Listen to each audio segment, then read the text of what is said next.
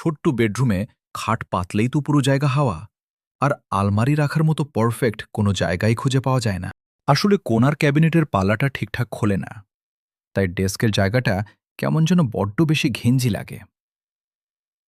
পরিবেশ বান্ধব কাঠের তৈরি শক্তপোক্ত একটা চারকোনা বেড ফ্রেম ব্যবহার করুন, আর ওটাকে 90 সেমি ওপরে তুলুন, যাতে নিচের খালি জায়গায় দারুণ নিরাপদ ও কাজের স্টোরেজ তৈরি হয়ে যায়। বন্ধুরা, খাটের তলার 3 পাশের ফাঁকা জায়গাটা সিজনাল জামাকাপড় আর প্রতিদিনের টুকিটাকি জিনিস রাখার জন্য দারুণভাবে ব্যবহার করতে পারেন। এতে কিন্তু আপনাদের স্টোরেজ স্পেসটা নিমেষেই দ্বিগুণ হয়ে যাবে। খাটের পায়ের দিকে একটা দারুণ কাস্টমাইজড কম্বিনেশন ক্যাবিনেট ফিট করতে পারেন, যার এক পাশের তাকগুলো সিঁড়ির মতো ধাপে ধাপে প্রচুর টুকিটাকি জিনিস গুছিয়ে রাখবে, আর অন্য পাশের বড় স্লাইডিং দরজাওয়ালা অংশটায় অনায়াসেই আপনার ঢাউস সাইজের স্যুটকেস এবং সমস্ত ভারী লাগেজগুলো লুকিয়ে রাখা যাবে।